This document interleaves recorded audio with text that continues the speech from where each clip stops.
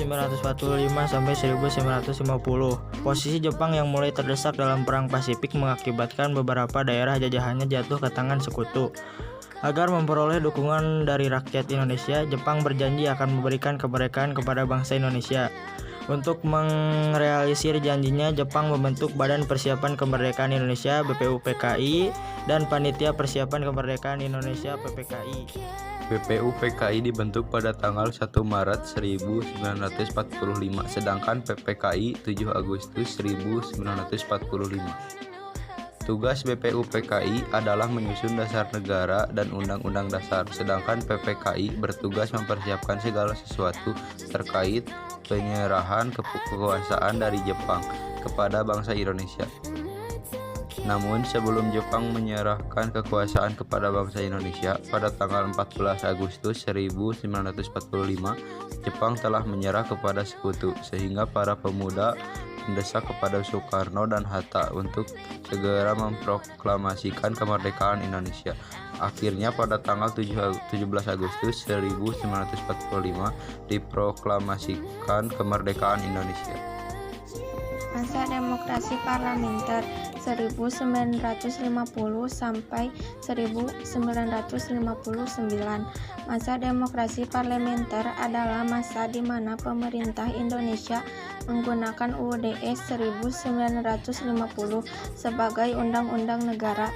Sistem demokrasi parlementer sering disebut pula dengan demokrasi liberal karena sistem politik dan ekonomi pada waktu itu menggunakan prinsip-prinsip liberal.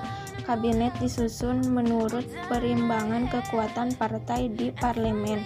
Dalam sistem parlementer, parlemen sangat berkuasa, sedangkan presiden hanya sebagai lambang pemersatu. Masa demokrasi terpimpin 1959 sampai 1965. Masa demokrasi terpimpin adalah masa ketika Indonesia menerapkan suatu sistem pemerintahan dengan seluruh keputusan pemerintahan berpusat pada kepala negara. 1. Perkembangan politik. Yang pertama, terbentuknya Dekrit Presiden 5 Juli 1959 yang dikeluarkan oleh Presiden Soekarno. Yang kedua, adanya penyimpangan-penyimpangan terhadap Undang-Undang Dasar 1945. Yang ketiga, adanya kekuatan politik nasional terhadap 10 partai politik yang diakui pemerintah. Yang keempat, adanya politik luar negeri, yaitu yang ke-1, Aldepo dan Nepo. Yang kedua, politik mercusuar. Yang ketiga, Indonesia dalam gerakan non-blok. Masa Orde Baru 1966 sampai 1998. Orde Baru adalah sebutan bagi masa pemerintahan Presiden Soeharto di Indonesia.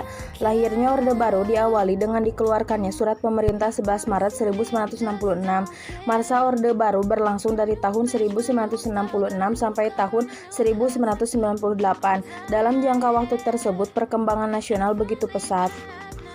Pada tanggal 12 Januari 1966, pelajar, mahasiswa, dan masyarakat mengajukan 3 tuntutan rakyat Tritura. Masa reformasi 1998 sampai sekarang. Reformasi merupakan suatu gerakan yang menghendaki adanya perubahan kehidupan bermasyarakat, berbangsa, dan bernegara ke arah yang lebih baik. Seperti halnya muncul Orde Baru, masa reformasi dilatar belakangi oleh adanya krisis ekonomi yang melanda beberapa negara termasuk Indonesia. Keadaan ini diperparah dengan terkuaknya praktik korupsi, kolusi, dan nepotisme atau KKN di kalangan pejabat pemerintah.